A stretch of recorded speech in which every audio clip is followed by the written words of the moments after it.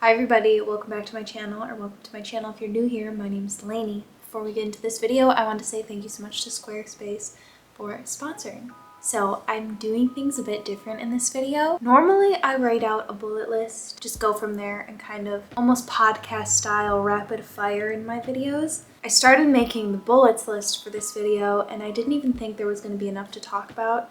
And I was like, you know what, I'm gonna write a script. I don't get a lot of sleep now because of a newborn, so I thought it would just help me being on camera and knowing what to say without like having to use my brain. So as I was holding my baby, putting her down for the night, started just writing a script on my phone that basically turned into a blog post, and I was doing, some research for it, and it was just a lot of fun. So I had fun making this video, and that's all I want to say. Let's get into it. So this is crazy because I just get to go off my script. Let me know how you guys like this. I'm going to be posting just like the written version on my Squarespace website. I'm kind of revamping it, which is the perfect sponsor for this video. We'll talk about that a little bit later. So it also will make this more shareable if you want to talk about it with your friends and they don't watch YouTube or whatever. So I started questioning, why am I starting to like fashion everyone hates? It started with Air Forces. I was thinking, do I just think it's a fun challenge to try and style them in a fashion forward way? Or do I just like that they're not the it shoe right now? I still like trends, but as soon as I see a TikTok about them, I never want to wear them again. This is when I found out about the uniqueness theory that might better explain these feelings. This deals with people's emotional behavioral reaction to information about their similarity to others. So according to the theory,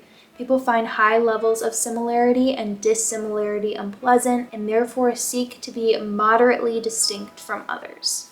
This sparked so many feelings for me. The most common way to pursue the uniqueness is through consumption or buying clothes. Fashion. I talk about my loathe for TikTok on YouTube quite often, but this theory hit too close to home with the emotions I feel from the app. In my TikTok era, even though I've been off the app, I literally can't get away from the lingo. I felt pressure to be ahead. Whether I was the first to predict a clothing trend, wear something no one's seen before, or even think of a fashion thing that no one's seen before, which we all know is impossible because TikTok proves time and time again that no one has ever had an original thought. I was pressured by the idea that I was just like everyone else, and it made me feel like shit. I hated my clothes I had. I hated the new clothes I would buy to fix my closet. I just hated styling anything together, new or old, because I'd feel like I had seen it all done before. I was just like everyone else no matter what I bought. When I scroll through my TikTok, it's people who look and dress the same as me. I was unhappy and continued to buy. I realized I could only buy clothes that were so different until they just weren't me. I would wear them. I feel like I'm reading. I wouldn't wear them. I didn't even like them. I was just buying them to be unique. TikTok is able to push so much content, people, and ideas that it is impossible to have a balance of feeling original and the feeling of being a part of a trend. Balance that is the uniqueness theory. This wasn't my original video idea. I wanted to put this in there. I originally wanted to talk about, like I said, like me liking Air Forces again. Actually, just liking them, period. I didn't even like them the first time they were the it shoe.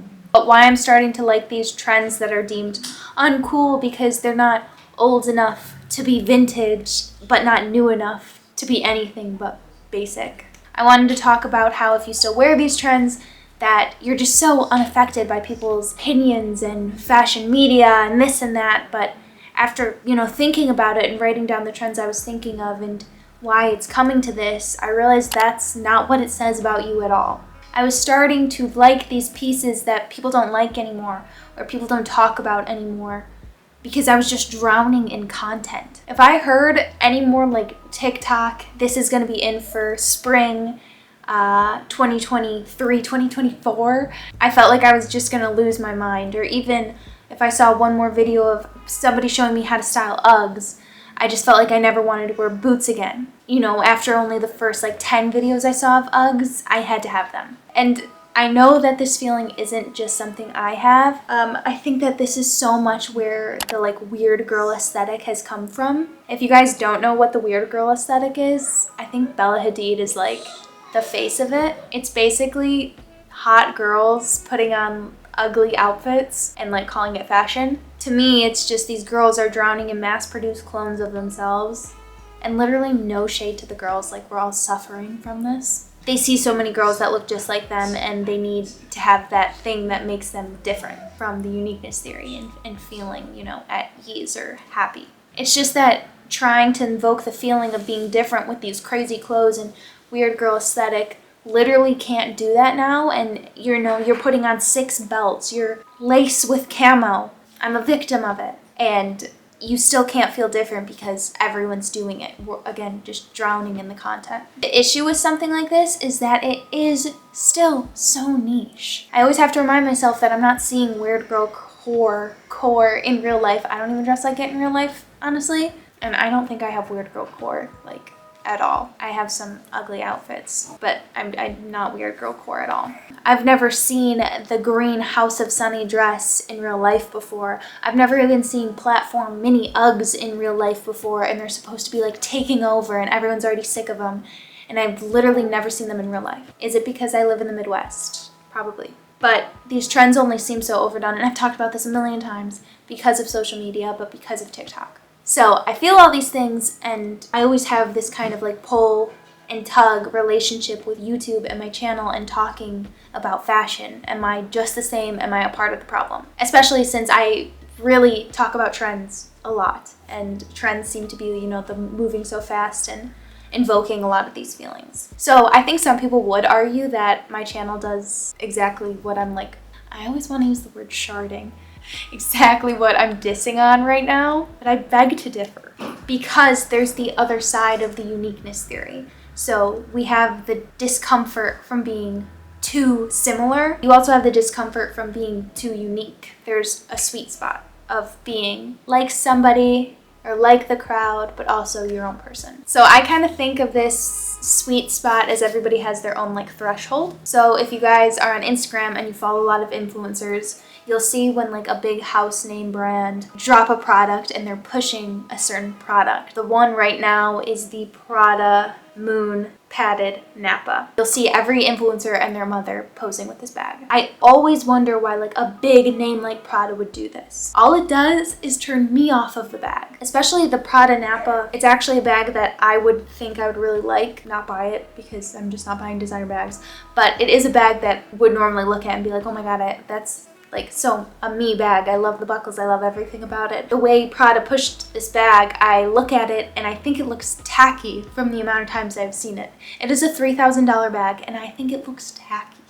But there's a reason these brands do this, and it's because it works. I had to think maybe it's the amount of influencers I follow is just unnatural or not the norm. So I'm seeing the bag so many more times than, you know, the average consumer. Maybe I'm not even their target audience. Or maybe I just have a different sweet spot than someone else does. So after I see the bag 7 times, I hate the bag, but somebody else, it takes that 7th time seeing it to be like, oh, I actually do really like this bag and I want to purchase it. So my uniqueness to similarity ratio is different from somebody else's. So back to thinking about why I don't think my videos are part of the problem is because my videos and other fashion content out there, YouTube, online articles, magazines, Instagram even, we share what communities are loving and a way to be a part of it. It gives people the ability to like give and take how much they want to participate in, how much they want to see, and how much they don't. I also think with YouTube it's just totally different because it's not in your face like TikTok is. If you're interested in just, you know, seeing some outfit inspo or hearing me talk about upcoming trends, things I like, things I don't like, you know, all the other YouTubers out there, you get to click on the video and watch it. And if you don't, you just don't click on it. Where we all know that TikTok, you don't get to choose the next thing you're seeing. It's just constant content pushed in your face. So if you're so sick of seeing, you know, the platform Uggs, you don't get to choose that you don't want to see it anymore because it's going to make you not like your own Uggs. The next video you see is probably going to be somebody styling their Uggs. Also, I think on YouTube, online articles, stuff like that, it's maybe like hundreds of people, hundreds of things coming out about one trend, one brand, one fashion, whatever.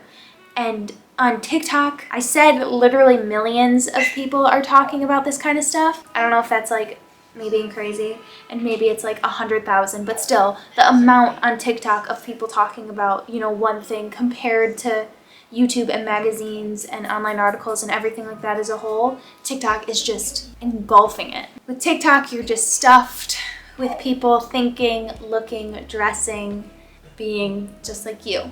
And the ability to be unique or even feel unique within an app like that is impossible. And at the end of my script blog post I wrote, or am I just sensitive? Which is always probably the case. So if you guys want to read this video or share it, whatever, you can share this video or look at my Squarespace. I think I'm gonna start writing more.